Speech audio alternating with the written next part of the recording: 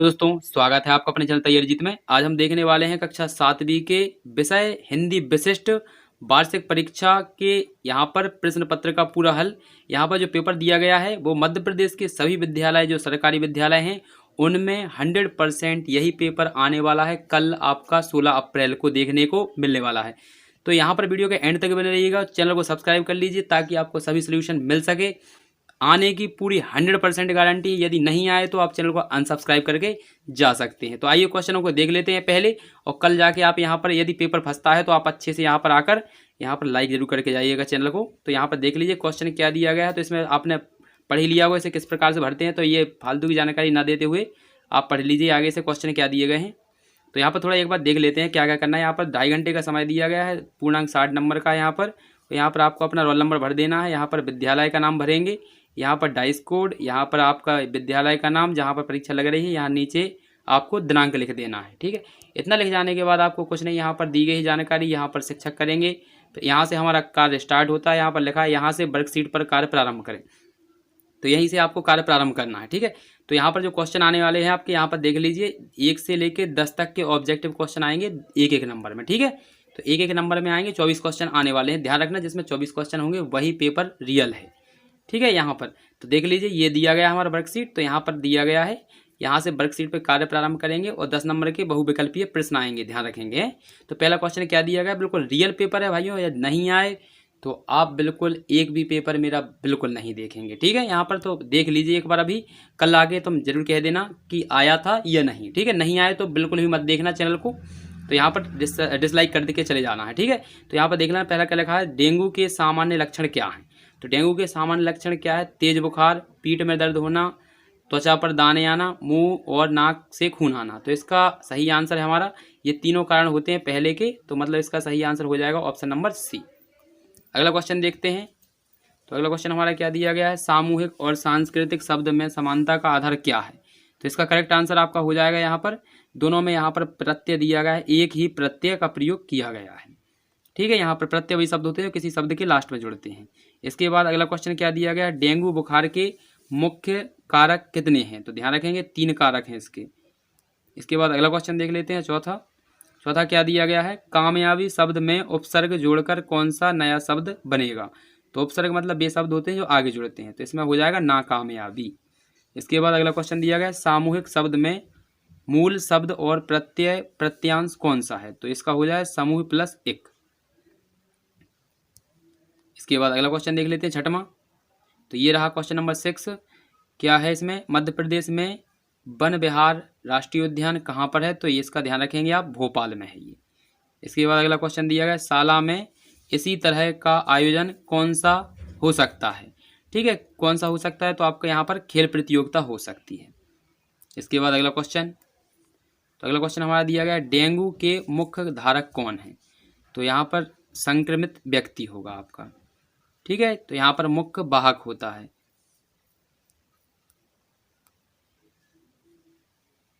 तो इसको देख लेते हैं। तो क्या दिया, सांस्कृतिक कार्यक्रम में कौन सी 2 प्रतियोगिताएं एकल और सामूहिक दोनों प्रकार की होती हैं। तो यहाँ पर रखेंगे नृत्य और गायन। इसके बाद अगला क्वेश्चन देखते हैं 10वां क्वेश्चन दिया गया, शाला में इसी तरह का आयोजन कौन सा हो सकता है। तो यहाँ पर ध्यान रखेंगे कौन सा हो सकता है, यहाँ पर खेल प्रतियोगिता। ठीक है, ये डबल बार क्वेश्चन आपका इसी प्रकार से पूछा जा सकता है। तो इसको देख लीजिए, ये हमारे 10 नंबर के ऑब्जेक्टिव क्वेश्चन थे। इनके 10 नंबर आपको बिल्कुल पूरे मिलेंगे यदि आप याद कर लेते हैं। अब यहाँ से क्वेश्चन आंसर आपके आने वाले हैं 11 से लेकर 20 तक। ठीक है, ये प्रत्येक क्वेश्चन आपका 3 नंबर का रहने वाला। ठीक है, तो ध्यान रखेंगे यहाँ पर। तो पहला क्वेश्चन क्या दिया गया है, मध्य प्रदेश को लघु भारत क्यों कहा जाता है, इसको लिखना है।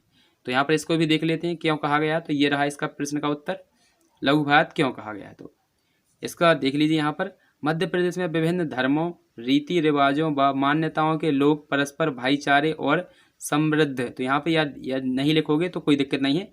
तो यहाँ पर इतना ही लिख दीजिएगा आप, भाईचारे के साथ से निवास करते हैं या रहते हैं। ठीक है, और सभी त्यौहार हैं वो भी यहाँ से प्रेम पूर्वक मनाते हैं। इसलिए मध्य प्रदेश को सांस्कृतिक एवं ऐतिहासिक दृष्टि से, ठीक है, यहाँ पर लघु भारत की संज्ञा दी गई है। तो यहाँ पर इतना ही लिख लेना है, आपको पूरा नहीं लिखना है। ठीक है, आप अपने हिसाब से यहाँ तक तो कर ही लेंगे। इसके बाद यहाँ से लिख लेंगे, यहाँ से लिखना स्टार्ट करेंगे और यहाँ तक लिख देंगे। ठीक है, तो यहाँ से आपका पूरा आंसर हो जाएगा। इसके बाद अगला क्वेश्चन देखते हैं, क्वेश्चन नंबर 12, वर्षा ऋतु आपको क्यों अच्छी लगती है? तो यहाँ पर इसको लिखते हैं, तो यहाँ पर ये दिया गया है इसका आंसर, तो आप यहाँ से लेकर यहाँ तक लिख लेंगे इसको, तो आपका अच्छा हो जाएगा यहाँ पर पूरा क्वेश्चन का आंसर। अगला क्वेश्चन देखते हैं, तो ये दिया गया है क्वेश्चन नंबर 13, मध्य प्रदेश की प्रसिद्ध बोलियाँ कौन सी हैं? ठीक है, तो यहाँ पर हमें मध्य प्रदेश की प्रसिद्ध बोलियाँ लिखनी है। तो यहाँ पर देख लीजिए, यहाँ पर मैंने यहाँ पर आंसर दिया गया है इनका, तो यहाँ देख लीजिए मध्य प्रदेश की प्रसिद्ध बोलियाँ कौन कौन सी हैं, तो यहाँ पर आंसर दिए गए हैं, इनको लिख लीजिए। ठीक है, तो मुख्य बोली कौन सी है? हमारी हिंदी, और इसके साथ साथ बुंदेलखंडी, मालवी, भीली, बघेली, नेमाड़ी आदि भी हमारी मुख्य बोलियाँ हैं। इसके बाद अगला क्वेश्चन क्या दिया है इसका, तो नीचे क्वेश्चन दिया गया हमारा 14, इसको देख लेते हैं। तो 14 क्वेश्चन दिया है, हुआ विवाद सदैव निर्दय में, तो इसके बारे में हमें लिखना है, ये पंक्तियाँ दी गई हैं, इसका भाव अर्थ लिखना है। ठीक है, तो भाव अर्थ लिख देते हैं यहाँ पर, तो भाव अर्थ लिखना है हमें, तो यहाँ पर ये दिया गया है, इसको देख लीजिए अच्छे से, भाव अर्थ लिखना है, तो यहाँ पर केवल अर्थ ही लिखेंगे, तो ये प्रसंग वगैरह मत लिखिएगा, ना संदर्भ लिखना है आपको, केवल यहाँ पर भाव अर्थ लिखना है, तो यहाँ से लिखना स्टार्ट करेंगे। ठीक है, तो केवल इतना ही लिखना है आपको, ये दिया गया है। व्याख्या, व्याख्या मतलब भाव अर्थ होता है, तो यहाँ से यहाँ तक लिखना है आपको, और कुछ नहीं लिखना है। ठीक है, यहाँ से लिखना स्टार्ट करेंगे और यहाँ नीचे तक लिख लेंगे। इसके बाद अगला क्वेश्चन देखते हैं 15, 14वें क्वेश्चन का आंसर था ये। इसके बाद 15 क्वेश्चन क्या दिया गया, मेरी भावना कविता में कवि के अनुसार किसकी सेवा करनी चाहिए? तो इसका भी आंसर देख लेते हैं, तो इसका आंसर ये रहा आपका, कवि के अनुसार, यहाँ पर मेरी भावना कविता में कवि के अनुसार हमें गुणवान व्यक्तियों की सेवा करनी चाहिए। बिल्कुल ईजी क्वेश्चन है, आप अच्छे से कर लेंगे इनको। क्वेश्चन नंबर 16, निम्नलिखित मुहावरों का प्रयोग कीजिए। ठीक है, मुहावरों का प्रयोग करना है, कौन कौन से मुहावरे हैं, तो यहाँ पर देख लेते हैं इनको, ये दिया गया है।